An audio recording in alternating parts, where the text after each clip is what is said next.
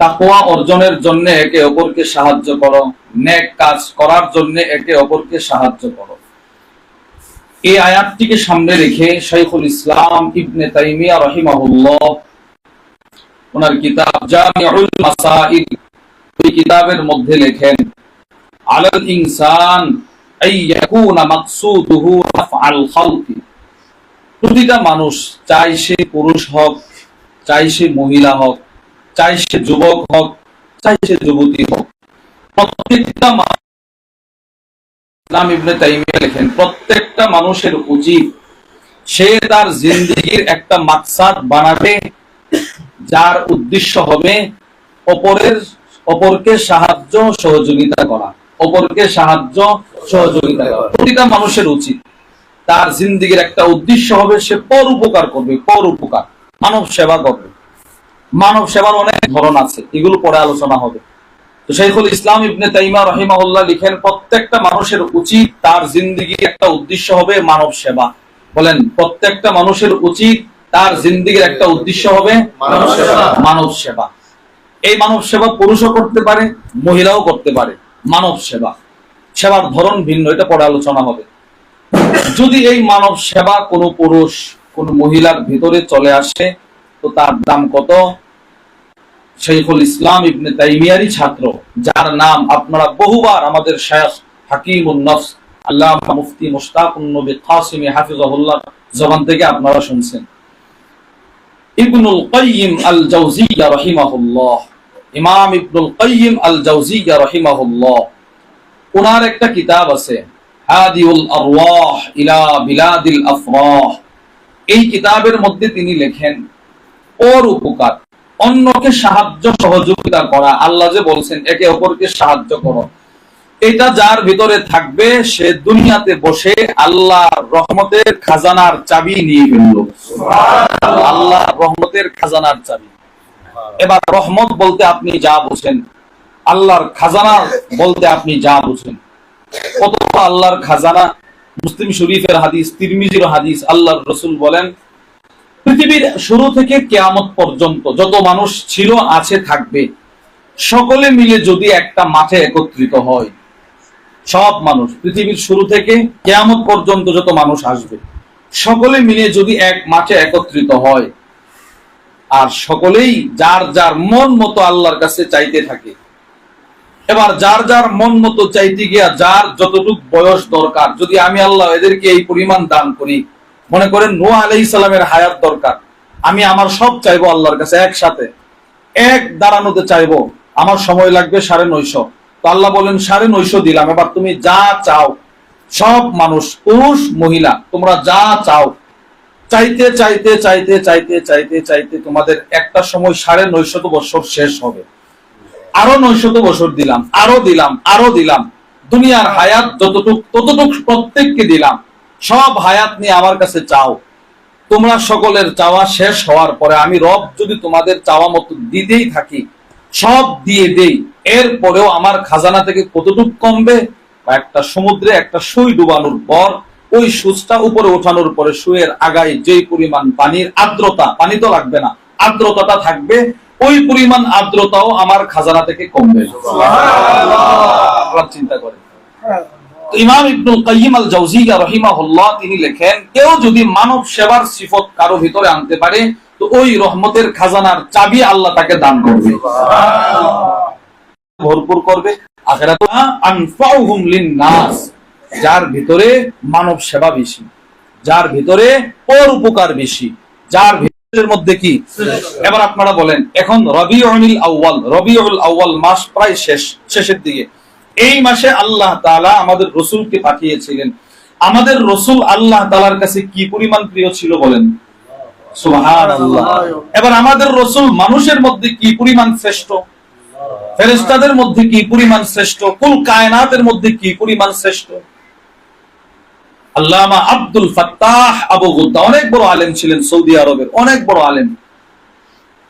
যত আলেম উলামা আছে বর্তমানে সকলেই ওনাকে চিনেন, এত বড় আলেম ছিলেন, সারা পৃথিবী বিখ্যাত আলেম ছিলেন আব্দুল ফাত্তাহ আবু গুদ্দা রাহিমাহুল্লাহ। অসংখ্য কিতাব লিখে গেছেন, একটা কিতাবের চাইতে আরেকটার দাম বেশি, মূল্যবান মূল্যবান দামি দামি কথা লিখে গেছেন। ওনার এক একটা কিতাব পড়লে আপনার মন চাইবে সারা রাত যেন পড়তে থাকি। অনেক দামি দামি কিতাব। ওনার একটা কিতাব আছে সফহাত মিন সাবরিল উলামা, উলামা ইকরামের ধৈর্য। উলামা ইকরামের ধৈর্য, কষ্ট হওয়া সত্ত্বেও এরা মুসিবতে নিজে সান্ত্বনা দিয়েছেন, এইরকম একটা কিতাব হেডলাইন দিয়ে এই বিষয়ে কিছু পৃষ্ঠা উনি লিখছেন, মানে একটা কিতাব লিখছেন উলামাদের ধৈর্য সম্পর্কে। ওই কিতাবের মধ্যে উনি মুকদ্দমাই সব কিতাবের মূল আলোচনা আপনি মুকদ্দমা মানে সূচিপত্রে পায় ফেলবেন। যে কোনো কিতাব আপনি পড়বেন, বাংলা হোক, আরবি হোক, ছোট হোক, বড় হোক, আপনি কোনো সময় মুকদ্দমা ছাড়বেন না, সূচিপত্র ছাড়বেন না। ভূমিকা লেখক প্রত্যেকটা কিতাব লেখার আগে একটা ভূমিকা লেখে যে আমি কিতাবটা এই জন্য এই কারণে লিখছি। এটার ভূমিকার মধ্যে কিছু কথা অনেক সুন্দর সুন্দর আছে। আব্দুল ফাত্তাহ, প্রথম কথা আমি পাইছি ওনার ছেলে সালমান, ওনার ছেলের নাম কি সালমান ইবনে আব্দুল ফাত্তাহ, উনিও বড় আলেম। উনি ওনার বাবার কিছু জীবনী নিয়ে আসছে। উনি বলেন আমার বাবার নাম আব্দুল ফাত্তাহ কেন নাম রাখা হলো জানেন? আমার দাদা আর আমার দাদার বাপ, মানে আব্দুল ফাত্তার বাপ এবং ওনার দাদা, ওনারা দুইজন ব্যবসা করতেন, ব্যবসা অনেক মানে টাকা পয়সা নিয়ে এরা ব্যবসা করতো, ইনভেস্ট করে ব্যবসা করতো। যেই দিন এই আব্দুল ফাত্তাহ আবু গুদ্দা রহিমাহুল্লাহ পৃথিবীতে জন্মগ্রহণ করেছিলেন, তখন ওনার বাবা ওনার দাদা দুজন ব্যবসায়ী কাজে ভিন্ন দেশে ছিলেন। যেই দিন উনি জন্মগ্রহণ করেছিলেন ওই দিন এই দুইজন এদের ব্যবসার জিন্দগিতে সবচেয়ে বেশি লাভবান হয়েছিলেন, সবচেয়ে বেশি লাভবান। ওনাদের কাছে খবর আসলো যে অমুক তারিখে আল্লাহ পাক তোমাকে একটা সন্তান দিছে। সাথে সাথে বাপ ছেলে, আব্দুল ফাত্তার বাপ ছেলে দুইজন মিলে বলতেছে আমাদের ছেলের নাম রেখে দিব আব্দুল ফাত্তাহ, রিজিকের দ্বার উন্মুক্তকারীর বান্দা। সুবহানাল্লাহ। কারণ সে যেদিন দুনিয়াতে আসছে ওই দিন আমি সবচেয়ে বেশি লাভবান হয়েছি। যাও আমার ছেলের নাম আব্দুল ফাত্তাহ, এই আব্দুল ফাত্তাহ ইল্লাল্লাহ দাখালাল জান্নাহ। আল্লাহর রাসূল বলেন যে ব্যক্তির শেষ কথাটা হবে লা ইলাহা ইল্লাল্লাহ, সে সোজা জান্নাতে চলে যাবে। যার শেষ কথা হবে লা ইলাহা ইল্লাল্লাহ। ওনার এই জিন্দেগীর শেষ কথা ছিল লা ইলাহা ইল্লাল্লাহ, অনেক দামি। এইটা পরে উনি দুনিয়া ছাড়লেন। উনি ওনার কিতাবের মধ্যে লেখেন আল্লাহর রাসূলের সবচাইতে সংক্ষেপে পৃথিবীতে কেউ যদি নবীজির শ্রেষ্ঠত্ব বর্ণনা করে থাকেন তো উনি এক লাইন মানে আধা লাইন, অর্ধ লাইনে উনি রাসূলের শ্রেষ্ঠত্ব বুঝাইলেন। উনি বলেন মা জামা আল্লাহুল খায়রা কুল্লাহু লিআহাদ ইল্লা লিন-নবী সাল্লাল্লাহু আলাইহি ওয়াসাল্লাম। পৃথিবীর শুরু থেকে কিয়ামত পর্যন্ত যত কল্যাণ, যত শ্রেষ্ঠত্ব, সাত আকাশের উপরে যত শ্রেষ্ঠত্ব, সাত জমিনের নিচে যত শ্রেষ্ঠত্ব, জান্নাতে যত শ্রেষ্ঠত্ব, আরশের আশেপাশের যত শ্রেষ্ঠত্ব, তারা একসাথে কাউকে দেয় নাই, কোন নবীকে দেয় নাই, শুধু আমার নবীকে দান করছে, শুধু আমার রাসূলকে দান করছে। এই যে শ্রেষ্ঠত্ব রাসূল পাইলেন কেন? এই যে সবচাইতে বেশি আল্লাহর প্রিয় হলেন কেন? রাসূলের ভিতরে সব সিফতের পাশাপাশি মানব সেবা, একে অপরকে সাহায্য করার সিফতটাও ছিল, এটা খুব বেশি ছিল। এজন্য আল্লাহর রাসূলের কাছে প্রথম যখন ওহী আসতে শুরু করলো, রাসূল অস্থির হয়ে গেলেন, অসুস্থ হয়ে গেলেন, শরীরে কম্পন শুরু হয়ে গেছে। গারে হেরা থেকে রাসূল দৌড়ায় আসলেন আম্মাজান খাদিজাতুল কুবরা রাদিয়াল্লাহু তাআলা আনহার ঘরে। এসে বলে খাদিজা লাকাদ খাশিতু আলা নাফসি, আমি আমার জীবন সম্পর্কে আশঙ্কা বোধ করছি, আমার কেমন অস্থির লাগছে, কি করব আমি? তো আম্মাজান খাদিজাতুল কুবরা, একজন স্বামী টেনশনে পড়লে স্ত্রী যেমন সান্ত্বনার বাণী শোনায়, আম্মাজান খাদিজাতুল কুবরা রাদিয়াল্লাহু তাআলা আনহা আল্লাহর রাসূলকে সান্ত্বনার বাণী শোনাতে লাগলেন। সান্ত্বনা দিতে গিয়ে রাসূলকে কি সান্ত্বনা দিবে? নবী তো সিফতের অভাব নাই। তখন আম্মাজান খাদিজাতুল কুবরা রাসূলকে সান্ত্বনার বাণী দিতে গিয়ে যেই শব্দগুলো চয়ন করেছিলেন সেগুলো ছিল মানব সেবা। সুবহানাল্লাহ। রাসূলকে বলে কাল্লা ওয়াল্লাহি মা ইউযিকাল্লাহু আবাদা, না আল্লাহর রাসূল কখনো আল্লাহ আপনাকে লাঞ্ছিত করবে না, আল্লাহ আপনাকে মুসিবতে ফেলবে না। কেন ফেলবে না? ইন্নাকা লাতাসিলুর রাহিম, আপনি না আত্মীয়তার বন্ধন ঠিক রাখেন। সুবহানাল্লাহ। আত্মীয়তার বন্ধন না আপনি ঠিক রাখেন, আপনি না সেলাই রাহমি রাখেন। আর কি ওয়াতাকসিবুল মাদুম, যাদের কিচ্ছু নাই, যাদের ঘর বাড়ি নাই, যাদের সন্তান সন্তানাদি নাই, ওই রকম অসহায় মানুষের খাবার দাবারের ব্যবস্থা না আপনি করে দেন। সুবহানাল্লাহ। আপনি না এদের খাবার দাবারের ব্যবস্থা করেন।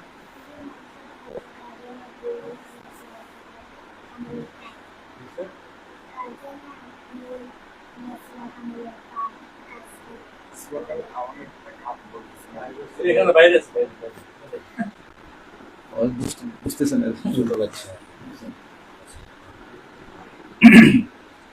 তাহলে আল্লাহর রাসূলের ভিতরে এই সিফত ছিল, যাদের কিচ্ছু নাই, খাবারের ব্যবস্থা নাই, ঘর বাড়ির ব্যবস্থা নাই, ওই সমস্ত মানুষের খাবারের ব্যবস্থা নবীজি করে দিতেন, খোঁজ নিয়ে নিয়ে রাসূল করে দিতেন। এই যে একটা মানব সেবা, ওয়া তাআওয়ানু, একে অপরকে সাহায্য করা, এগুলো রাসূলের ভিতরে ছিল।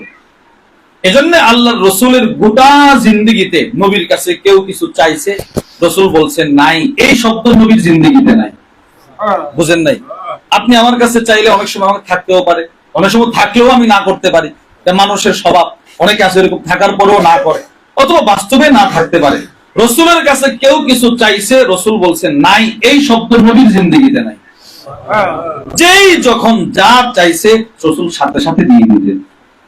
মুসলিম শরীফের বর্ণনায় হযরত জাবির ইবনে আব্দুল্লাহ রাদিয়াল্লাহু তাআলা আনহুমা থেকে বর্ণিত, তিনি বলেন, মা সুইলা রাসূলুল্লাহ সাল্লাল্লাহু আলাইহি ওয়াসাল্লাম শাইআন ক্বাতু ফাকালা লা। আল্লাহর রাসূলের কাছে কোনো কিছু চাওয়া হয়েছে আর রাসূল বলছেন নাই, এটা রাসূলের জিন্দেগিতে নাই। যা ছিল কেউ চাইলে রাসূল দিয়ে দিতেন। যেমন বুখারীর বর্ণনায় আছে, আবু সাঈদ আল খুদরি রাদিয়াল্লাহু তাআলা আনহু থেকে বর্ণিত, তিনি বলেন, সাহাবাদের এক জামাত, আনসার সাহাবাদের এক জামাত নবীর কাছে গেছে।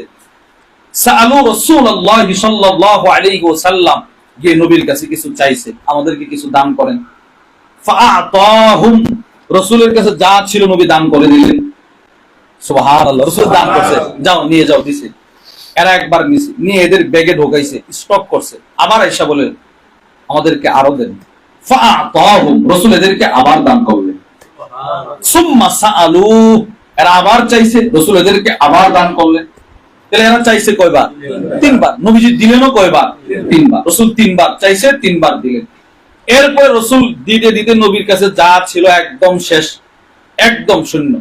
এবার আল্লাহর রাসূল সাহাবাদেরকে বললেন, শুনো, লা ইয়াকুনু ইনদি মিন খায়রিন ফালান আদখিরাহু আনকুম, আমার কাছে কিছু থাকলে আমি তোমাদেরকে না দিয়ে আমার কাছে জমা করে রাখি না। আমার টেনশন হয়, একটা মুদ্রা, একটা টাকাও যদি আমার বালিশের নিচে থাকে, ওইটা থাকা অবস্থায় যেন আমার মৃত্যু না হয়, এটা যেন আমি দান করে এরপরে মৃত্যুবরণ করি।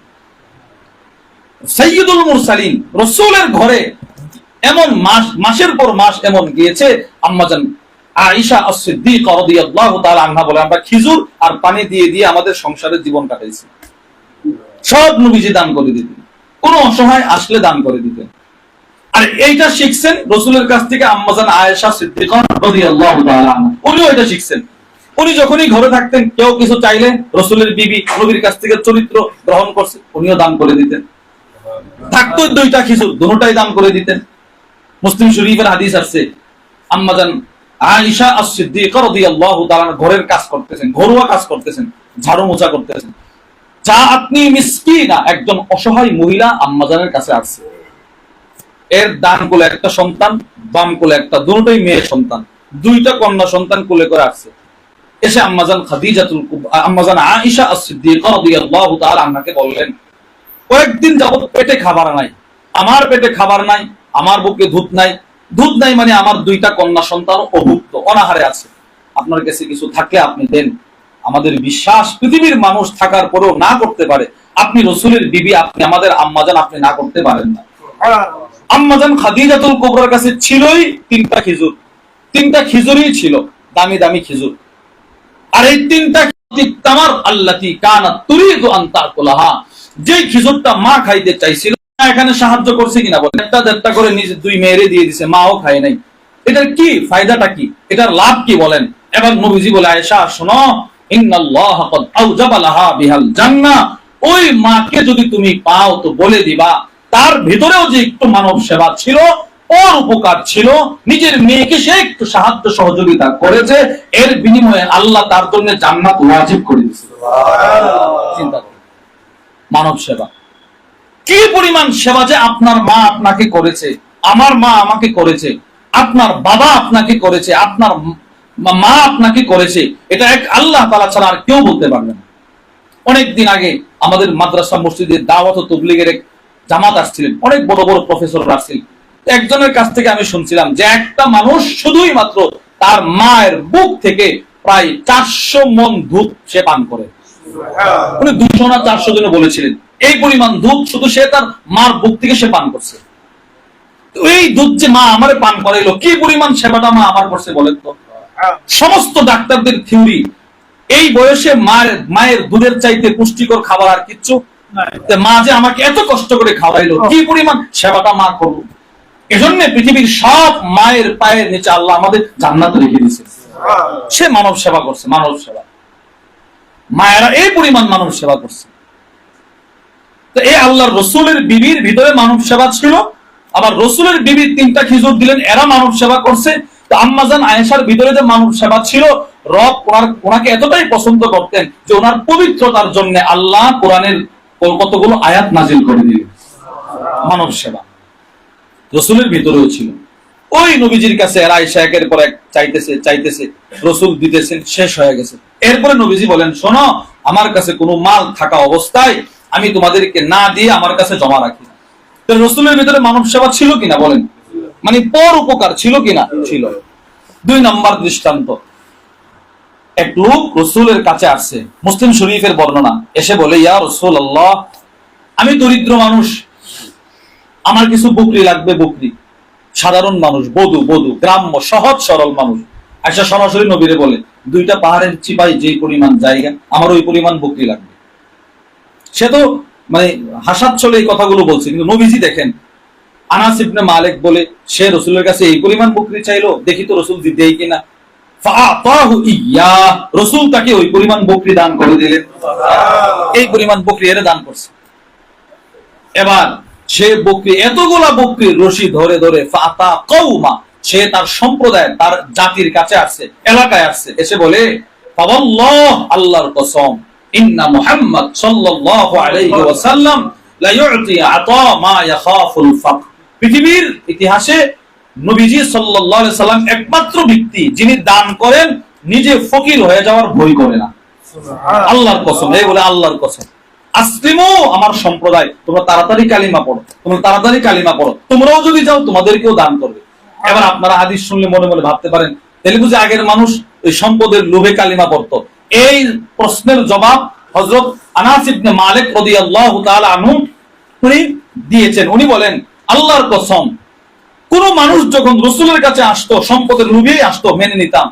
যেই মাত্র লোকটা আয়েশা কালিমা পড়তো, হাত্তা ইয়াকুনাল ইসলামু আহাব্বা ইলাইহি মিনাদ দুনিয়া জামিয়া, যেই মাত্র নবীর হাতে হাতটা রাখা কালিমাটা পড়তো, সারা পৃথিবীর চাইতে নবী তার কাছে প্রিয় হয়ে যেত। মনে করেন আসছে, তারে এতগুলো ছাগল দিছে, আমি যাই আমারও দিব। আবার গিয়ে রসুলের কাছে বলতো, আমি কালিমা পড়বো, নবী বলে হাত দাও, বায়াত গ্রহণ করতো। বাস, যেই জিনিসের জন্য আসতো বলতো, এটা আমার দরকার নাই, আপনাকে আমার দরকার। রসুলকে ভালোবাসতো, ইসলামকে ভালোবাসতো, ইসলামের জন্য সে জীবন উৎসর্গ করে দিত। মূলত আসছিল টাকা পয়সার জন্য, এসে এরকম হয়ে যেত। আনাস ইবনে মালিক বলেন, এইরকম ছিল। তো রসুলের ভিতরেও মানব সেবা ছিল। 3 নম্বর, আল্লাহর রসুলের কাছে এক মহিলা একটা চাদর নিয়ে আসছে, চাদর, দামি চাদর। ফাখাযাহান নবিয়্যু সাল্লাল্লাহু আলাইহি ওয়াসাল্লাম মুহতাজান ইলাইহা, রসুল চাদরটি গ্রহণ করলেন নিজে পরিধান করার জন্য। পরিধান করে মজমায় আসলেন। এক সাহাবী দাঁড়ায় বলে, ইয়া রাসূলুল্লাহ, চাদরটি অনেক সুন্দর, আমারে দিয়ে দেন, এটা আমার দেয়ালাম না, হাদিয়া দেয়ালাম। নবীজি বলেন, ঠিক আছে, তোমাকে হাদিয়া দিয়ে দিব। আল্লাহর রসুল ঘরে গেলেন, ফাতাওয়াহা, ঘরে গিয়ে রসুল চাদরটা ভাঁজ করলেন, এই লোকের কাছে হাদিয়া দিয়ে দিলেন। এবার সব সাহাবারা বলে, মা আহসানতা, ভাই তুমি কাজটা ঠিক করো নাই, মাত্র রসুলকে নতুন চাদরটা হাদিয়া দেওয়া হলো, তুমি চায়া বসলা, তুমি তো কয়েকদিন পরেও চাইতে পারতা। এবার দেখেন সব সাহাবারা যে চাদর চাইছে তারে কি বলে, ওয়ালাকাদ আলিমতা, নিশ্চিত তুমি জানো, আন্নাহু লা ইয়ারুদ্দু সাইলা, রাসূলের কাছে কিছু চাওয়া হলে রাসূল কখনো না বলে না। সুবহানাল্লাহ, তুমি এটা নিশ্চিত জানো যে রাসূলের কাছে কেউ কিছু চাইলে নবীজি বলে না যে না, দিতে পারবো না। তুমি জানো রাসূল দিয়ে দেয়, তো তুমি কেন এখন চাইনা, তুমি কয়েকদিন পরে চাইতা। এবার সে বলে, ভাই আমি তো এই জন্য চাই নাই যেটা পরে পরে হাঁটবো, আমি চেয়েছি যেদিন আমার মৃত্যুবরণ হবে এই চাদরটা যেন আমার কাফনের কাপড় হয়। এই আমার একটা দিলের তামান্না, এটা যেন আমার কাফনের কাপড় হয়, এই জন্য আমি চাইছি। সাহাল ইবনে সাদ বলেন, ফাকানাত কাফানাহু, এই লোকটা যেদিন মারা গেল তার জিন্দেগীর শেষ কাফনের কাপড় ছিল রাসূলের এই হাদিয়ার চাদর, এই চাদরটা ছিল। রাসূলের ভিতরে সিফতটা ছিল কিনা বলেন। রাসূল থেকে আম্মাজান আয়েশা রাদিয়াল্লাহু তাআলা শিখলেন। আবার রাসূলের জীবদ্দশায় আম্মাজান খাদিজাতুল কুবরার ভিতরে মানব সেবা ছিল। কি উঁচু পাহাড়, গাড়ে হেরা, আপনারা যারা গেছেন আপনারা বলতে পারবেন কত উঁচু। এই পাহাড়ের উঁচুতে দাঁড়াইলে একটা মানুষকে কবুতরের বাচ্চার মতো দেখা যায়, কবুতরের বাচ্চা। এত উঁচু জায়গায় আম্মাজান খাদিজাতুল কুবরা মক্কা থেকে সেই পায়ে হেঁটে খাবার নিয়ে রসুলের জন্য যাইতেন। কি মানব সেবাটা করছেন নবীজি। রসুল তো চলে যেতেন ওখানে, ধ্যানে মগ্ন থাকতেন, ইবাদতে মগ্ন থাকতেন, কিন্তু আম্মাজান খাদিজাতুল কুবরা বিশাল জায়গা পাড়ি দিয়ে আবার পাহাড়ের গিরিপথ উনি অবতরণ করে করে উত্তীর্ণ হয়ে এখানে গিয়ে খাবারটা দিয়ে আসতেন, আবার বিকেলে যাইতেন। এখনকার হাজী সাহেবরা গেলে ওনাদের পায়ে ব্যথা শুরু হয়ে যায়, অনেকে তো সাহসই করে না ওঠার জন্য। কিন্তু ওই সময় মানব সেবা ছিল আম্মাজান খাদিজাতুল কুবরা রাদিয়াল্লাহু তাআলার ভিতরে কি পরিমাণ চিন্তা করে রসুলের খাবারটা পৌঁছায় দিতেন। মানুষের দুর্ভিক্ষ দেখলে উনি ওনার সম্পদগুলো বন্টন করে দিতেন, রসুলের মাধ্যমে বন্টন করে দিয়ে দিতেন, মানব সেবা করতেন। সেম এই সিফত রসুলের সহবতে থাইকা আবু বকর সিদ্দিক রাদিয়াল্লাহু তাআলার ভিতরে চলে আসছে। আবু দারদা রাদিয়াল্লাহু তাআলা আনহু বলেন, কুনতু জালিসান ইনদান নবী সাল্লাল্লাহু আলাইহি ওয়াসাল্লাম, আমি রাসূলের দরবারে বসা, ইদ আকবালা আবু বকর সিদ্দিক আখিরাম বিতরাফি সাওবি, তাকায় দেখি আবু বকর সিদ্দিক রাদিয়াল্লাহু তাআলা আনহু নিজের কাপড়টা উপরের দিকে উঠায়া রাগ ভাব নিয়ে নবীর দরবারে ঢুকতেছেন। কি পরিমাণ কাপড়টা উপরে উঠিয়েছে, বাতা আবদা আন রুকবাতি, জাল অল্প একটু উপরে উঠাইলে আবু বকরের হাঁটু দেখা যেত, হাঁটু কি পরিমাণ উপরে উঠাইছে, এটা হাদিসে বলে দিছে। কেন এই কথাটা বলছে? যে রাগটা খুব বেশি, রাগ যখন বেশি থাকে তখন মানুষ কি করে না করে বলতে পারে না। এটা আপনারা বুঝবেন না, যারা মাদ্রাসায় ইফতা করছে এরা বুঝে। কিছু দুর্ঘটনা যখন ঘটে স্বামী স্ত্রীর মধ্যে, তখন আয়েশা প্রথমেই কথাটাই বলে, হুজুর রাগের মাথায় করছে। বুঝেন নাই মনে, তালাক আমরা যখন পড়ছি এইরকম আয়েশা বলতো, দিলেন কেন, আপনি অন্য কিছু বলতেন বা আপনি শাসাইতেন, এই কথা হুজুর মাথাটা ঠিক ছিল না। একদিন আমারে বলতেছে টাইগার স্পিড খায়া বড় এই কথা বলছে, এখন কি তালাক হবে কিনা, স্পিড খেলে যে মানুষের মাথায় হয়ে যায় নাকি? যেই জায়গায় মদ পান করেও যদি এই কথা বলে তালাক হয়ে যায়, ওইখানে তাই স্পিডের কথা বলতেছে। আরেকজন আমারে বলতেছে কি জানেন, 2000 টাকা বের করছে, বের করে মানে আমাদের ফতোয়া বিভাগ থেকে ফতোয়া হয়ে গেছে, শেষ, এই বিবাহ শেষ। সে আমারে একটু নির্জন জায়গায় নিয়ে 2000 টাকা দেবেন, হুজুর আমি ইউটিউবে দেখছি এখনো শেষ হয় নাই, আপনি শুধু একটু বলে দেন যে শেষ হয় নাই। কেন? অথচ ছেলে মেয়ে আছে, রাগের মাথায়। আপনি আশ্চর্য হবেন, এটা খুব একটা সিক্রেট বিষয়। কখনো এই শব্দ মুখ দিয়ে আনার চিন্তা না করা, কখনো না, যতই রাগ হন না কেন এই শব্দ মুখ দিয়ে কখনো না আনা। একজন মুরব্বী আমাদের এলাকারই, বিশাল 2টা হসপিটালের মালিক, মুরব্বী, হসপিটাল শেষ করে একটাই বাসায় আসছে। তো ওই মোটরের পানি পড়তেছে, মোটরের পানি, তো বিবি বাচ্চারা হয়তো ঘরে টেলিভিশন দেখতেছে, পানি যে পড়তেছে এরা আর বলতে পারে না, উনিকে ধমক দিয়ে বলছে, প্রতিদিন মোটরের পানিটা পড়ে, তোরা দেখোস না? এই কথা বলি কি বলে, এই স্ত্রী স্বামীর মধ্যে একটা ঝগড়া শুরু হয়েছে। এবার মেয়ে মার পক্ষ নিয়ে বাবারে আঘাত করছে, বাবার মাথায় আঘাত করছে। উনি এই রাগে ওই কথা বলে ফেলছে, খারাপ কথা বলে ফেলছে। এখন আইসা হুজুরের পায়ে ধরে যে রাগের মাথায়। এই জন্য রাগের মাথায় এই শব্দ কি নাই, বলতে নাই, বলেন এই শব্দ কি নাই, বলতে নাই। আবু বকর সিদ্দিকেরও রাগ, কিন্তু এবারও দেখেন কি সহনশীল ছিলেন।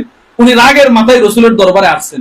নবীজি বলেন, আম্মা সাহিবুকুম ফাকাদ গামারা, তোমাদের এই সাথী আবু বকর সে এখন ঝগড়া করে আসছে। সুবহানাল্লাহ, সে এখন কি করে আসছে? ঝগড়া। রসুল বুঝলেন, কি গায়েব জানে, বলে না, মানে আবু বকরের চেহারা দেখে বোঝা যাইতেছে এখন রাগ। এটা আপনারা বুঝেন না? বাপ কখন রাগ থাকে কখন রাগ না থাকে বুঝেন? অনেক সময় বোঝা যায়, এটা অনেক সময় বোঝা যায় কখন এই লোকটা রাগী মানুষ থাকে, কখন রাগ থাকে, অনেক সময় বোঝা যায়। তো এই আবু বকর সিদ্দিকের চেহারা দেখে নবী বলতেছেন, ভাবে বোঝা যাইতেছে সে রাগ করে আসছে, কোথাও ঝগড়া করে আসছে। ফাসাল্লামা, সিদ্দিক আকবর নবীজির দরবারে ঢুকে সালাম দিলেন, বলতেছে, ইয়া রাসূলুল্লাহ, আসলেই ঝগড়া হয়েছে। কার সাথে? ইন্নী কানা বাইনি ওয়া বাইনা ইবনুল খাত্তাব শাইউন, উমরের সাথে আমার একটা ঝগড়া হয়েছে। সুবহানাল্লাহ, উমরের সাথে। পৃথিবীর সর্বশ্রেষ্ঠ 2জন মানুষ, দুজনেই শ্রেষ্ঠ। উমরের তুলনায় আবু বকর রাদিয়াল্লাহু তাআলা আরো বেশি শ্রেষ্ঠ। ওনারা বলে সাহাবাদের সাথে তো শানে তো আর ঝগড়া শব্দটা কি শোভা পায় না, মানে একটা ভুল বুঝাবুঝি হয়েছে। তো রসুল বললেন, আচ্ছা তো কি ব্যাপার? ওগো আল্লাহ রসুল, একটা ভুল বুঝাবুঝি হয়েছে, তবে অপরাধটা ছিল প্রথমে আমার। সুবহানাল্লাহ, আবু বকর রাদিয়াল্লাহু। জীবনে কোনো কেউ বলবে যে অপরাধ আমার ছিল? বলেন আপনি, কেউ জীবনে বলবে যে অপরাধ আমার ছিল? আপনি 2 জনকে 2 দিকে দাঁড় করাবেন, বিচারক 2 দলকে 2 দিকে দাঁড় করায়, এদের বক্তব্য শুনলে বোঝা যায় মানে এদের কোনো দোষ নাই, সব দোষ এই দলের। আবার যখন বলা হয় এবার আপনারা থামেন, আপনারা শুরু করেন, ওনাদের বক্তব্য শুনলে বোঝা যায় ওনাদের কোনো কি নাই, দোষ নাই, সব দোষ এদের। কিন্তু আবু বকর সিদ্দিক দেখেন কত মানে কতটা ভালো মানুষ ছিলেন, এসে বলে ইয়া রাসূলুল্লাহ ফাআসরাতু ইলাই, ওমরের সাথে আমার একটা ভুল বোঝাবুঝি হয়েছে, একটু তর্ক হয়েছে, কিন্তু অপরাধটা ছিল প্রথমে আমার অপরাধ ছিল, আমি আগে ওনার কি বলে কথাটা শুরু করছি। এবার সুম্মা সাআলতুহু আইয়াগফিরা লি, আমি ওমরের কাছে ক্ষমাও চাইছি, ওমর আমাকে ক্ষমা করে দাও। ফাআবা, ওমর আমাকে ক্ষমা করে নাই। ফাআকবালতু ইলাইক, এজন্য আমি আপনার কাছে আসছি, ওমর যেহেতু ক্ষমা করে নাই, আপনি আমার কাছে আমার জন্য আল্লাহর কাছে ক্ষমা চান। আল্লাহর রাসূল বলেন ইয়াগফিরুল্লাহু লাকা ইয়া আবা বকর সালাসান, আল্লাহর রাসূল বলেন আল্লাহ আপনি আবু বকরের ক্ষমা করে দেন। তিনবার বলছি, তিনবার নবীজি তিনবার বলছে আল্লাহ আপনি আবু বকরের ক্ষমা করেন, আল্লাহ আপনি আবু বকরের ক্ষমা করেন, আল্লাহ আপনি আবু বকরের ক্ষমা করে দেন। আচ্ছা এই দোয়াটা আবু বকরের জন্য কতটা দামি হয়েছে বলেন তো। আচ্ছা এই দোয়াটাকে আমরাও চাই, আপনারা চান, সবাই চান যে রাসূলের কিছু দোয়া আমাদের জন্য আশকেরা চান। রাসূল কিন্তু এটা আরেক সময় বলবো ইনশাআল্লাহ, আজকে শুধু একটু বলে দিই, রাসূল কিন্তু নবীজির জীবদ্দশায় কিয়ামত পর্যন্ত আনেওয়ালা উম্মতের জন্য কিছু দোয়া করে গেছে, যে দোয়াগুলো একদম কবুল হয়ে গেছে। কিছু দোয়া নবীজি করে গেছে, এর মধ্যে একটা দোয়া কি জানেন? রাসূল বলেন যেই স্ত্রী, যেই বিবি, যেই মহিলা রাতে নিজের স্বামীকে চেহারায় পানি ছিটায় ঘুম থেকে জাগ্রত করে নামাজের জন্য, সুবহানাল্লাহ, বলেন তো যেই স্বামী, যেই স্ত্রী স্বামীকে জাগ্রত করে কি পানি ছিটায় কিসের জন্য? রাসূল বলেন ওই মহিলার উপর আল্লাহ আপনি আপনার রহমত ঢেলে দেন। কিয়ামত পর্যন্ত যত স্ত্রী নিজের স্বামীকে রাতে ঘুম থেকে জাগ্রত করবে নামাজের জন্য, এদের জন্য রাসূল 1500 বছর আগে দোয়া করে চলে গেছে। আবার যেই স্বামী স্ত্রীকে ঘুম থেকে জাগ্রত করে পানি ছিটা উঠেন নামাজের সময় হয়ে গেছে, ওই স্বামীর জন্যও রাসূলের এই দোয়া, আল্লাহ তাকেও আপনি রহমত দ্বারা পরিপূর্ণ করে দেন। এই দোয়াটা কতদিন চলবে? দুনিয়া যতদিন ততদিন। কতদিন চলবে বলেন? দুনিয়া যতদিন ততদিন। এজন্য মা, আমার ঘরে যদি আমার ছেলেটা বেনামাজি হয়ে থাকে তো আমি এটার কারণে আমাকে আল্লাহর আদালতের জবাবদিহিতা করতে হবে। আমার স্বামী যদি বেনামাজি হয়ে থাকে তো এটার জন্য আমাকে জবাবদিহিতা করতে হবে। আবার আমি আমার ঘরে যদি আমার বিবি বেনামাজি হয়ে থাকে তো এটার জন্য স্বামীর জবাবদিহিতা করতে হবে। কেন আপনি একে দাওয়াত দিলেন না? দাওয়াতটা দিলেন না কেন আপনি? এটা আপনার উপরে অপরিহার্য ছিল যে আপনি ঘরকে আগে সামলাতেন, আপনি ঘরে আগে নামাজের দাওয়াত দিতেন, আপনি ঘরে আগে ইলমের দাওয়াত দিতেন, ইবাদতের দাওয়াত দিতেন। দরকার ছিল কিনা বলেন? এটা ছিল। রাসূল বলেন তুমি যদি তোমার স্বামীরে জাগ্রত করো, যাও, আমি রাসূল বলে দিলাম কিয়ামত পর্যন্ত আনেওয়ালা সমস্ত স্ত্রীদের উপরে আমি রাসূল আল্লাহর কাছে সুপারিশ করে দিলাম, আল্লাহ তোমাদেরকে রহমত দিয়ে দিবে। এবার পুরুষ যদি করে তো পুরুষদের উপরে আল্লাহ রহমত দিয়ে দিবে। এটা আমরা করতে পারি না ইনশাআল্লাহ? জাগ্রত করা, সব সময় জাগ্রত করা। তো আল্লাহর রাসূল সাল্লাল্লাহু আলাইহি সাল্লাম আবু বকরের জন্য দোয়া করলেন, আল্লাহ আপনি আবু বকরের ক্ষমা করে দেন। সুম্মা ইন্না উমর নাদিমা, ওই দিক দিয়ে ওমর রাদিয়াল্লাহু তাআলা ঘটনাস্থলে লজ্জিত হইলেন, মানে পরে রাগ কমছে, এখন বুঝতেছে হায় হায় আবু বকরের মতো ব্যক্তি আমার কাছে ক্ষমা চাইছে, আমি ক্ষমা করি নাই, আমি তো কাজটা ঠিক করিনি। কারণ রাসূলের পরে কুল কায়নাতের মধ্যে সবচেয়ে শ্রেষ্ঠ হচ্ছে আবু বকর সিদ্দিক রাদিয়াল্লাহু আনহু। রাসূলের পরে ইমাম ইবনে কাসির রাহিমাহুল্লাহ ওনার একটা উলুমুল হাদিস সংক্রান্ত কিতাব আছে, ইখতিসার উলুমিল হাদিস। ওই কিতাবের মধ্যে লেখেন আফদালুল খালকি বাদাল আম্বিয়া আবু বকর সিদ্দিক, নবীদের পরে সমস্ত মাখলুকাতের মধ্যে মিলে উট পালা বন্টন করে করে, আমার এত ঘন্টা ডিউটি, তার এত ঘন্টা ডিউটি।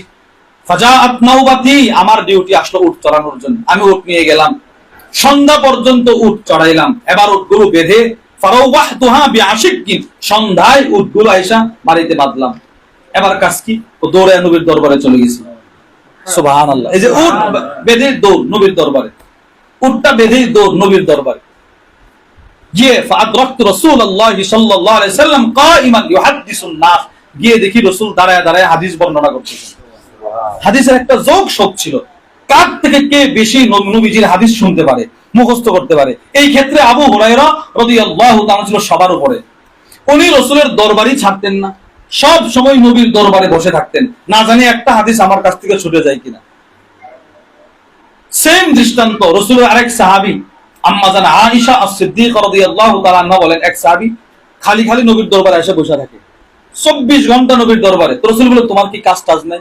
বলে ইয়া রাসূলুল্লাহ আমি কাজ টাজ করলেও আপনার কথা যখন মনে পড়ে তখন আমার কিচ্ছু ভালো লাগে না আপনার চেহারা না দেখা পর্যন্ত। উমদাতুত তাফসীরের মধ্যে আল্লামা ইবনে কাসির রাহিমাহুল্লাহ হাদিসটি নিয়ে আসছেন। তো এখন তো আমরা দেখছো, এখন যাও কোনা টেনশন আছে একটা, কি টেনশন? এখন তো দুনিয়াতে মনে চাইলেই আপনারা দেখতে পারি, কিন্তু মৃত্যুর পরে তো আপনার জান্নাত থাকবে সর্বোচ্চ, আর আমরা আপনার উম্মত সাহাবী হিসেবে থাকবো আপনার অনেক নিচে। ওখানে গিয়ে যদি আপনার কথা মনে পড়ে আর যখন তখন আপনার ভিআইপি জান্নাতে না ঢুকতে পারি, তখন আমার অবস্থা কি হবে? ومن يطع الله والرسول فاولئك مع الذين انعم الله عليهم من النبيين صلى الله عليه وسلم। হযরত আবু বকর সিদ্দিকের সন্ধানে উমর রাদিয়াল্লাহু আনহু নবীর দরবারে দৌড়ায় চলে গেছে। গিয়ে দেখে রাসূলও বসা, আবু বকর সিদ্দিকও বসা, আবু দারদাও বসা, অনেক সাহাবারা বসা। ফাসাল্লামা, গিয়ে সালাম দিলেন, আসসালাতু ওয়াসসালামু আলাইকা ইয়া রাসূলুল্লাহ। রাসূলকে সালাম দিলেন। নবীজি উমরের দিকে তাকাইলেন। ফাজআলা ওয়াজহুন নবী সাল্লাল্লাহু আলাইহি ওয়াসাল্লাম ইয়াতামাআর। রাসূল উমরের দেখে নবীজির চেহারা লাল হয়ে গেছে, রাগে লাল হয়ে গেছে। সে আবু বকরকে ক্ষমা করলো না, এই চিন্তা করে রাসূল লাল হয়ে গেছে। তখন আবু বকর সিদ্দিক বুঝতেছেন এখন নবীজি উমরের উপরে ঝাড়বেন, কিছু বলবেন রাগে। আবু বকর সিদ্দিক তখন উমরকে বাঁচানোর জন্য বলে, ইয়া রাসূলুল্লাহ আনা কুনতু আজলাম। উমরের কোনো দোষ নাই, অপরাধটা আগে আমি করছি। এটা মানব সেবা কিনা বলেন? বলেন, এটাও মানব সেবা। ভাইকে বাঁচায় দিতেছে, ভাইকে। অথচ বাহ্যিকভাবে আপনারা যা শুনলেন, আবু বকর বলছিল যে অপরাধটা আমার ছিল, আবার আমি কি চাইছি? ক্ষমা চাইছি। উমর ক্ষমা করে না, এখন তো দুষ্কার হুজুর উমরের কথার কথা। কিন্তু আবু বকর তখনও বলতেছে, ওগো আল্লাহর রাসূল, আল্লাহর কসম, উনি কসম খাইছে, ওয়াল্লাহি, আল্লাহর কসম, আনা কুনতু আজলাম, কতগুলো তাকিদ ব্যবহার করছে, আল্লাহর কসম, ওগো আল্লাহর নবী, অপরাধটা আমারই ছিল। সুবহানাল্লাহ, জুলুম আমিই করছি। আগে আবু বকর বলে, জুলুম আমিই করছি, উমরের কোনো দোষ নাই। তখন নবীজি বলছেন, ইন্নাল্লাহা বা'সানি ইলাইকুম। শোনো উমর, শোনো আবু বকর, শোনো আবু দারদা, আল্লাহ তাআলা যখন আমাকে নবী করে তোমাদের কাছে পাঠিয়েছিল, ফাকুলতুম কাযাবতা, তোমরা সকলে আমাকে মিথ্যুক বলেছিলা। ওমর, তুমি তো আমার মাথা কাটার জন্যও দাঁড়ায় গিয়েছিলে। ওমর, আবু দারদা, তোমরাও আমাকে মিথ্যুক বলেছিলা। সব মানুষ যেদিন আমাকে মিথ্যুক বলেছিল, সেদিন যেই লোকটা সর্বপ্রথম আমাকে বলেছিল আপনি সত্যবাদী, সে আমার আবু বকর। এই আবু বকর, সে আমার প্রথম সাক্ষাতে বলছে আমি সত্যবাদী। আজকে সেই আবু বকরে তুমি এই কথাগুলো বললা, আজকে সেই আবু বকরে তুমি ক্ষমা করলে না। ওয়াসানি বিনাফসিহি ওয়া মালি। আবু বকর শুধু আমারে প্রথম দেখাতেই সত্যবাদী বলে নাই, আবু বকর আমাকে জানে মালে সহযোগিতা করেছে। আবু বকর আমাকে জানে মালে কি করছে ভাই? সহযোগিতা। নবীজি বলেন কি পরিমাণ সহযোগিতা করছে। রাসূল বলেন, পৃথিবীতে যারা আমার উপরে সহযোগিতা করেছিল, অনেকেই করেছে, সব সাহাবারা অনেকে আমাকে সহযোগিতা করেছে দ্বীনের ব্যাপারে, হ্যাঁ আমাকে যুদ্ধের ব্যাপারে অনেকেই সরঞ্জাম দিয়ে সহযোগিতা করেছে। কিন্তু আবু বকর সিদ্দিক আমাকে যেই পরিমাণ সহযোগিতা করেছে, এটার সবার সহযোগিতার বদলা আমি রাসূল দুনিয়াতে দিতে পেরেছি, আবু বকরের বদলা আমি দুনিয়াতে দিতেই পারি না, দিতেই পারি না। কি পরিমাণ সহযোগিতা করছে একটু চিন্তা করেন। সব সাহাবারা চিন্তা করতো যে এই যুদ্ধে রাসূল তো চাঁদা কালেকশন করবে, আমি সবচেয়ে বেশি দেব, সবাই। এবার উমর চিন্তা করতো সবাই যুদ্ধতে আমার চাইতে বেশি কেউ দিতে পারবে না, কিন্তু আমি আবু বকরের পিছনে ফেলতে হবে। উমর রাদিয়াল্লাহু তাআলা একটা মালের বোঝা নিয়ে আসছে, আয়েশা রাসূলকে বলে, ইয়া রাসূলুল্লাহ, এগুলো আমি আপনার কাছে হাদিয়া দিলাম, মুসলমানদের মধ্যে বন্টন করবেন। দিলেন তো রাসূল বললেন, মা আবকাইতা লি আহলিক। হ্যাঁ ওমর, তিরমিজির হাদিস, তুমি তোমার পরিবারের জন্য কি রেখে আসছো? এতগুলো মাল নিয়ে আসলা। ওগো আল্লাহর রাসূল, মিসলাহু, অর্ধেক নিয়ে আসছি, অর্ধেক রেখে আসছি। ফাতা আবু বকর সিদ্দিক। ওমর রাদিয়াল্লাহু তাআলা মনে মনে চিন্তা করতেছে, আজকে আমি আবু বকরের জন্য নিশ্চিত বেশি দান করে ফেলছি, অর্ধেক সম্পদ নিয়ে আসছি। তাকায় দেখে আবু বকর একটা মালের বোঝা নিয়ে আসতেছে। তো রাসূল বলেন, আবু বকর, মা আবকাইতা লি আহলি, আপনি আপনার পরিবারের জন্য কি রেখে আসলেন? আবু বকর বলে, আবকাইতু লাহুমুল্লাহ ওয়া রাসূলা, একটা টাকাও রেখে আসি নাই, শুধু আপনাকে আর আল্লাহকে রেখে আসছি। চিন্তা করেন তো কি পরিমাণ রাসূলকে সাহায্য সহযোগিতা করছে। উমর রাদিয়াল্লাহু তাআলা কি বলছেন? অর্ধেক, অর্ধেক নিয়ে আসছি, অর্ধেক রেখে আসছি। আর আবু বকর সিদ্দিক বলে, একটা টাকাও রেখে আসি নাই, শুধু আল্লাহ আল্লাহর রাসূলকে রেখে আসছি আমার পরিবারের জন্য। এজন্য আল্লাহর রাসূল বলেন, মা লি আহাদিন ইনদানা ইয়াদুন ইল্লা ওয়া কাদ কাফাইনা। যারা আমার উপরে সাহায্য সহযোগিতা করেছে, আমার উপরে যাদের অবদান ছিল, সবার অবদানের বদলা আমি রাসূল দুনিয়াতে দিতে পেরেছি। মা খালা আবা বকরিন, আবু বকরেরটা দিতে পারি নাই। ইউকাফিউহুল্লাহু বিহা ইয়াউমাল কিয়ামা, আবু বকরের বদলা স্বয়ং আল্লাহ হাসরের ময়দানে নিজের হাতে দান করবে। এর মধ্যে একটা হবে জান্নাতের সবগুলো দরজা খুলে বলবে, আল্লাহ বলবে, যা আবু বকর, যেই দরজা দিয়ে মনে চাই জান্নাতে চলে যাও, যাও, তুমি আমার রাসূলকে জানে মালে সাহায্য সহযোগিতা করেছো। তাহলে এই সিফতটা রাসূলের ভিতরে ছিল কিনা? মানব সেবা বলেন, একে অপরকে সাহায্য করা রাসূলের ভিতরে ছিল কিনা? এবার সিদ্দিক আকবরের ভিতরে ছিল কিনা? এবার রাসূলের জমানায় মহিলাদের ভিতরে ছিল কিনা? আম্মা জান আয়েশার ভিতরে ছিল না? উনি যে ওই মহিলারা দিলেন খেজুর, ওই মহিলার ভিতরে ছিল কিনা? ছিল। এই সিফত কিয়ামত পর্যন্ত কোন পুরুষ যদি গ্রহণ করে সেও আল্লাহর কাছে দামি, কোন মহিলা যদি গ্রহণ করে সেও আল্লাহর কাছে দামি। এবার এই সিফত সম্পর্কে কোরআনে আল্লাহ কি বলে? আল্লাহ বলেন, ইন্নাল্লাহা ইয়া'মুরু বিল আদলি ওয়াল ইহসান, নিশ্চিত আল্লাহ তাআলা, নিশ্চয় আল্লাহ তাআলা আদল, ইনসাফ প্রতিষ্ঠা করার জন্য আদেশ করতেছেন, ওয়াল ইহসান, একে অপরকে ইহসান করা, দয়া করা, অনুগ্রহ করার জন্য আদেশ করতেছেন। এই এখানে ইহসান শব্দের ব্যাখ্যায় আল্লামা আব্দুর রহমান ইবনে নাসির আস-সাদি তাইসিরুল কারীমির রহমান ফি তাফসীর কালামিল মান্নানের মধ্যে লেখেন, ওয়ায়াদখুলু আল ইহসান ফাযীলাতুন মুস্তাহাব্বুন, একে অপরকে দয়া করা এটা একটা গুরুত্বপূর্ণ ইবাদত। কিভাবে করা? ও কানাফইন নাস বিল মালি ওয়াল বাদানি ওয়াল ইলমি, একজন মানুষ আরেকজনকে সাহায্য করতে পারে তিন জিনিসের মাধ্যমে। বলেন কই জিনিসের মাধ্যমে? সবাই বলেন কই জিনিসের মাধ্যমে? তিন জিনিসের মাধ্যমে। এই তিন জিনিসের মাধ্যমে একজন আরেকজনকে সেবা করতে পারে, সেবা দিতে পারে। এক নাম্বার মাল, এক নাম্বার কি? মাল, সম্পদ। দুই নাম্বার জান, দুই নাম্বার কি? তিন নাম্বার এলেম, তিন নাম্বার কি বলেন? এলেম। তবে জানের সহযোগিতা সব সময়ের জন্য নয়। একটা মানুষ সব সময় আপনার কাছে জানের সহযোগিতা চায় না, একটা মানুষ সব সময় আপনার কাছে মালের সহযোগিতা চায় না। মানে বদন, জান মানে শরীরের সহযোগিতা। ভাই আমার কথার কথা, মনে করেন দৃষ্টান্ত স্বরূপ একটা স্টিলের আলমারি আপনি অর্ডার করলেন, আলমিরা এটা আসছে, এবার আপনার বাসার তিনতলা, আপনি একা এটা উঠাইতে পারবেন? তখন আপনার কয়েকজনের শরীরের সহযোগিতা দরকার কিনা বলেন? দরকার। এটা কি সব সময়? একজন মানুষের কি প্রতি সেকেন্ডে সেকেন্ডে আলমিরা আসে? না, সব সময় কিন্তু এই সহযোগিতার দরকার হয় না। আচ্ছা, এবার টাকার, একটা মানুষ অসহায়, যেমন গত কয়েকদিন আগে আমাদের নোয়াখালী, লক্ষ্মীপুর, ফেনী ভয়াবহ বন্যার কবলে আক্রান্ত হয়েছে কিনা বলেন? তখন পৃথিবীর প্রান্ত প্রান্ত থেকে মানুষ, এটা তো সাহায্য না, উপহার, হাদিয়া দিছে কিনা বলেন? দিছে, যার যার সামর্থ্য। এখন কি বন্যা আছে? কথার কথা। অথবা এই বন্যা কি সবসময় থাকে? আর থাকলে কি মানুষ সবসময় আপনাদের কি বলে মানুষ দান করে এগুলো? না, করে না। এটাও সাময়িক। তাহলে জানের সহযোগিতা মানে শরীরের সহযোগিতা সাময়িক, মালের সহযোগিতাও কি সাময়িক, কিন্তু এলেমের সহযোগিতা মৃত্যু পর্যন্ত। এলেমের সহযোগিতা কি? আপনি আমাকে এলেমের সহযোগিতা করবেন কতদিন? যতদিন আল্লাহ আমাকে জীবন রাখবেন ততদিন। আমি ব্যবসা করব, এখানে এলেমের দরকার আছে না নাই? এবার মেয়েকে বিবাহ দেব, এলেমের দরকার আছে না নাই? ছেলেকে বিবাহ করাইবো, এলেমের দরকার আছে। এবার দোকান চালাবো, এলেমের দরকার। বলেন নামাজ পড়বো, এলেমের দরকার অবশ্যই আছে। এলেমের প্রয়োজন প্রতিটা শ্বাসে শ্বাসে। ইমাম আহমদ ইবনে হাম্বল বলে, এজন্য একটা কিতাব আছে আল মুসাব্বিক ইলাল কিরাআতি ওয়া তালাবিল ইলম, ইলা কিরাআতি ওয়া তালাবিল ইলম। ওই কিতাবের মধ্যে লেখেন, ইমাম আহমদ ইবনে হাম্বলকে প্রশ্ন করা হলো, ইলা মাতা তাতলুবুল ইলম, ও ইমাম আহমদ ইবনে হাম্বল, আপনি যে এত বড় ইমাম, আচ্ছা আপনার কি ইলম শেখা শেষ না কতদিন শিখবেন? ইমাম আহমদ ইবনে হাম্বল বলে, আতলুবুল ইলম ইলা আন আদখুলাল কবর, আমি কবরে যাওয়ার আগ পর্যন্ত ইলম শিখব। ইমাম আহমদ ইবনে হাম্বল বলে, আমি কবরে যাওয়ার আগ পর্যন্ত ইলম শিখব। এই ইলমের সহযোগিতা যারা করে, যারা করবে, রাসূল বলেন এরা হচ্ছে পৃথিবীর সর্বশ্রেষ্ঠ সহযোগী, এরা পৃথিবীর সর্বশ্রেষ্ঠ মানুষ। কোরআন এটা ইলম কিনা বলেন? কোরআন ইলম কিনা? এটা যে শিখাইলো একই পরিমাণ সহযোগিতা আমারে করলো। বা চিন্তা করেন, একটু চিন্তা করেন। আমি তো কোরআনের কোনো অক্ষর জানতাম না। আমার এখনো মনে আছে, আমি যখন একদম ছোট, আমার আব্বা আমাদের পরিবারের সকলকে ফজরের পরে একটা বেত নিয়ে বসে থাকতো, জালি বেত নিয়ে, বাস আব্বার খাটে আমাদেরকে বসায় বসায় পড়াইতেন। এখনো মনে আছে আমার, আলিফ বা তাসা যে পড়ছি, এই বেতের আঘাতে আমাদেরকে আঘাত করতেন পড়ার জন্য। সকলের মা বাবাই প্রথমে এদেরকে আলিফ বা তাসা কি পড়ায় কিনা বলেন? পড়ায়, অথবা মক্তবে পাঠায়। তো মক্তবের যে হুজুর আমাকে আলিফ বা তাসা চিনাইলো, যেগুলো না চিনলে আমি কোরআন চিনতাম না, এই হুজুর আমার কি পরিমাণ সহযোগিতা করছে বলেন তো? উনি আমার কি পরিমাণ সহযোগিতা করছে।